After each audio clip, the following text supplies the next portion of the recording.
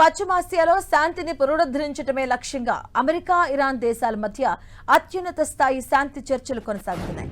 స్విట్జర్లాండ్లోని లూస్నర్ సరస్సు సమీపంలో గల బెర్గన్స్టాక్ రిసార్ట్లో ఈ చర్చలు కొనసాగుతున్నాయి. దశాబ్దాల కాలంలో ఇరు దేశాల మధ్య ఇంతటి అత్యున్నత స్థాయి దౌత్యపరమైన సమావేశం జరగడం ఇదే మొదటిసారి. పశ్చిమాసియా యుద్ధాన్ని శాశ్వతంగా ముగించేందుకు కుదిరిన ప్రాథమిక ఒప్పందం ఆధారంగా ఈ చర్చలు జరుగుతున్నాయి. ఈ చర్చలకు అమెరికా ఉపాధ్యక్షుడు జెడీ వాన్స్ నేతృత్వం వహిస్తుండగా ఆయనతో పాటు ప్రత్యేక రాయబారి స్టీవ్ విట్కాఫ్, జురెడ్ కుష్నర్ కూడా పాల్గొన్నారు. ఇరాన్ తరపున parliament speaker Mohammad Bagar Ghalibaf, అలాగే విదేశాంగ మంత్రి అబ్బాస్ అరాగ్చి కూడా హాజరయ్యారు. ఈ చర్చలను విజయవంతం చేయడానికి పాకిస్తాన్, ఖతార్ దేశాలు మధ్యవర్తులుగా వ్యవహరిస్తున్నాయి.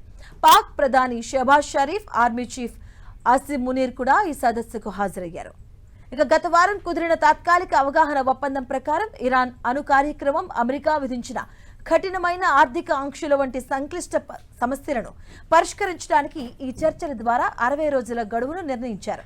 ప్రపంచ ఇంధన రవాణాకు అత్యంత కీలకమైన హర్మోజ్ జలసంధిని ఎలాంటి ఆంక్షలు లేకుండా పూర్తిగా తెరిచే ఉంచడంపై ఇరు దేశాలు చర్చిస్తున్నాయి. లెబనాన్పై ఇజ్రాయెల్ జరుపుతున్న దాడులను ఆపడం, ప్రాంతీయ ఉద్రిక్తతలను తగ్గించడం ఈ చర్చల్లో ప్రధాన అంశంగా ఉంది. అయితే చర్చలు జరుగుతున్న తరుణంలోనే అమెరికా అధ్యక్షుడు డొనాల్డ్ ట్రంప్ ఇరాన్పై సరికొత్త దాడులు చేస్తామని హెచ్చరించడం సంచలనంగా మారింది. లెబనాన్లోని సమస్యలు సృష్టించకుండా అక్కడి